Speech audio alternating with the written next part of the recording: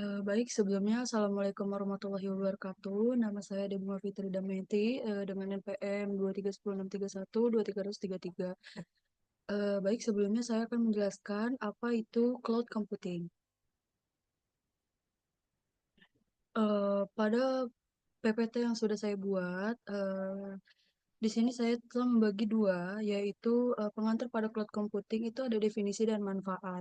Yang pertama definisi. Definisi cloud computing itu adalah model penyampaian layanan komputasi melalui internet, layanan yang meliputi server penyimpanan, basis data, jaringan perangkat lunak, analitik, dan kecerdasan buatan. Dengan cloud ini, pengguna dapat mengakses sumber daya komputasi tanpa harus memiliki dan mengelola infrastruktur fisik. Lalu kemudian apa sih manfaat dari cloud computing ini? Manfaat dari cloud computing ini tuh menawarkan skalabilitas, memungkinkan bisnis untuk menyesuaikan sumber daya yang sesuai kebutuhan tanpa investasi yang besar.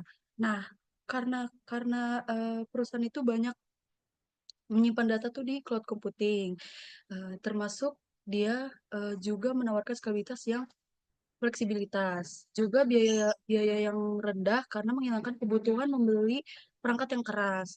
Kemudian yang tadi saya sebutkan fleksibilitasnya tinggi karena layanannya itu bisa diakses di mana saja. Terus efisiensi meningkat karena otomatisasi dan manajemen yang lebih baik. Kemudian di sini ada jenis-jenis layanan cloud. Yang pertama itu ada IaaS, Infrastructure as a Service, menyediakan infrastruktur IT virtual seperti server dan penyimpanan, yaitu contohnya ada Amazon Web, dan Microsoft Azure.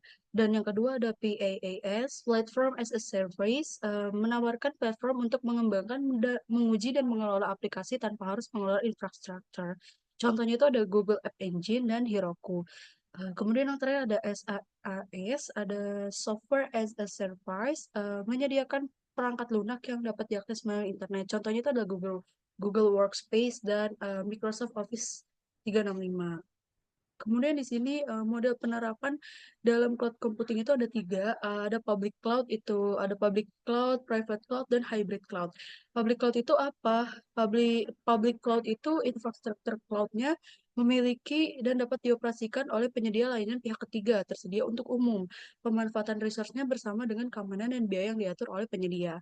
Lalu private cloud itu apa? Infrastruktur cloud-nya itu digunakan secara eksklusif oleh satu organisasi saja, memberikan kontrol yang lebih besar atas lingkungan komputasi sering digunakan oleh perusahaan besar yang memerlukan keamanan dan privasi tambahan.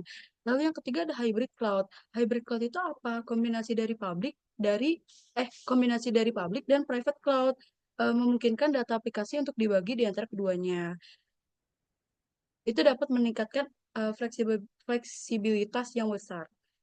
Kemudian apa sih keuntungan dari penggunaan cloud computing itu sendiri? Ada tiga keuntungan. Yang pertama itu biaya yang efektif. Biaya yang efektif itu mengurangi pengeluaran untuk perangkat keras, perangkat lunak, dan biaya pemeliharaan. Pengguna itu bisa bayar apa yang mereka gunakan, serta bisa mengurangi biaya operasional.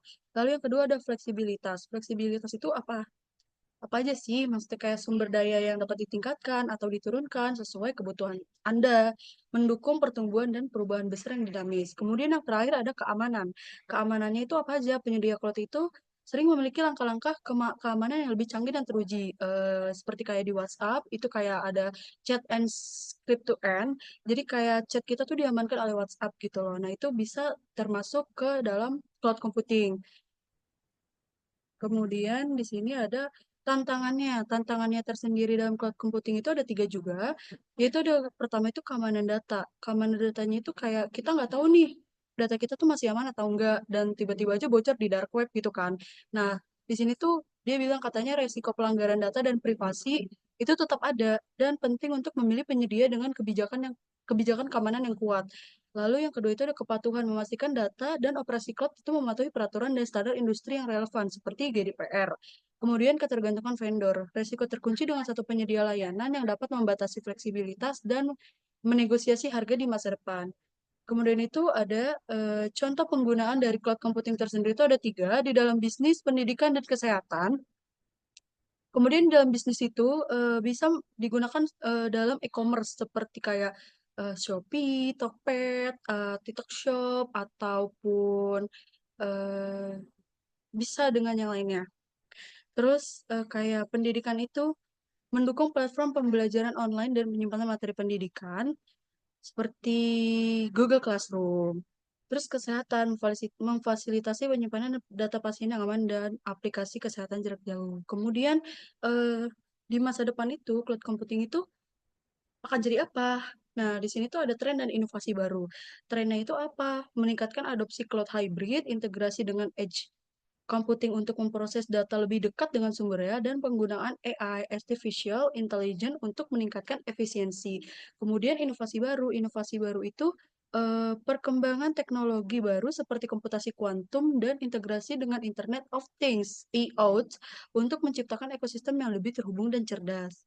Kemudian ada kesimpulan, cloud computing itu merevolusi cara kita mengakses dan menggunakan teknologi. Dengan menawarkan skalabilitas, fleksibilitas, dan efisiensi biaya, cloud memungkinkan bisnis dan individu untuk fokus pada inovasi tanpa dibebani oleh manajemen infrastruktur. Namun, cloud computing juga memiliki tantangan tersendiri nih, yang tadi saya sebutin itu yang ada tiga, pada keamanan, kepatuhan, dan juga sebagainya. Terima kasih.